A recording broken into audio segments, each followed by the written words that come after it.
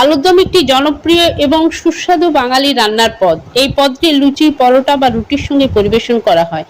আলুর দমে ব্যবহৃত মশলাগুলি এর স্বাদের ভিন্নতা আনে, যা প্রতিটি বাড়িতে ভিন্নভাবে তৈরি হতে পারে। চলুন আজ একদম নবাবী স্বাদের নিরামিষ আলুর দম রান্নার সহজ একটি রেসিপি দেখি, যা আপনার খাবারের তালিকায় নতুন একটি মজাদার স্বাদ যোগ করবে।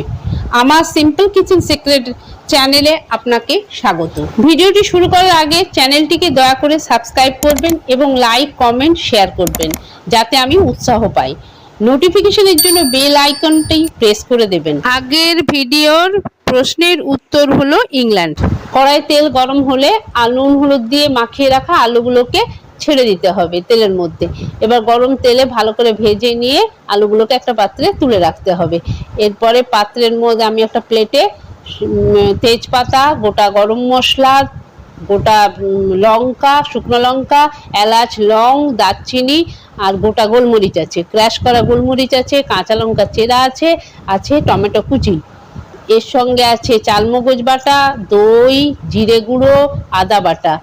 এইগুলো আমাকে মশলার জন্য লাগবে। এরপর গরম তেলের মধ্যে শুকনো লঙ্কা, এলাচ, লং, দারচিনি, তেজপাতা এগুলো আমি দিয়ে ভেজে নিচ্ছি।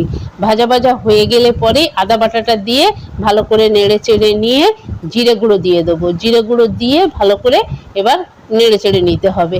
জিরে গুঁড়ো দিয়ে ভালো করে নেড়ে চেড়ে নিয়ে তারপরে আমি দিয়ে দিচ্ছি চালমগজ বাটাটা। চালমগজ বাটাটা দিয়েও ভালো করে এবার নাড়তে হবে। চালমগজ বাটাটা ভালো করে ভাজা ভাজা হয়ে গেলে পরেই ফেটিয়ে রাখা দইটা দিয়ে ভালো করে নাড়তে হবে। এবার দইটা দিয়ে ভালো করে নেড়ে চেড়ে নিয়ে ভালো করে ভাজা ভাজা করে নিতে হবে, যাতে মশলাটার থেকে তেল গড়িয়ে আসে। ক্র্যাশ করা গোলমরিচ দিলাম। এরপরে আমি কাঁচা লঙ্কাগুলো দিয়ে দিলাম। কাঁচা লঙ্কাগুলো দিয়ে নাড়াচাড়া করে নিয়ে এরপর আমি টমেটো আর শুকনো লঙ্কার গুঁড়োটা যেটা পেস্ট করে রেখেছিলাম সেটা দিয়ে ভালো করে নাড়াচাড়া করে নিচ্ছি, যাতে মশলাটা ভালো করে ভাজা হয়ে যায়। আজকের প্রশ্ন হলো, ফ্রেঞ্চ ফ্রাই কোন দেশ থেকে উৎপন্ন হয়? ভাজা আলুগুলোকে সব এক এক করে দিয়ে দিলাম, দিয়ে ওর সঙ্গে মশলার সঙ্গে ভালো করে কষাতে হবে। ভালো করে কষিয়ে এত ভালো করে কষাতে হবে যাতে তেলটা বেরিয়ে আসে। কষিয়ে নিয়ে তারপর আমাকে ওটা কসুরি মেথি ছড়িয়ে দিতে হবে। কসুরি মেথি ছড়িয়ে দিয়ে ভালো করে ওটাকে এবারে কষাতে হবে।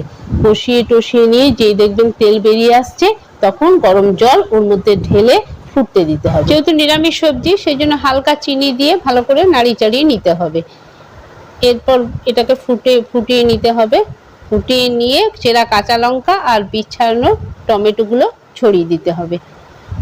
ছড়িয়ে দিয়ে ভালো করে ফুটতে দিতে হবে। গ্রেভি গাঢ় হলেই আপনার নবাবী নিরামিষ আলুর দম রেডি হয়ে গেল। এরপরে আলুর দমের ওপরে ধনেপাতা ছড়িয়ে দিন আর পরিবেশন করুন নবাবী স্বাদে নিরামিষ আলুর দম।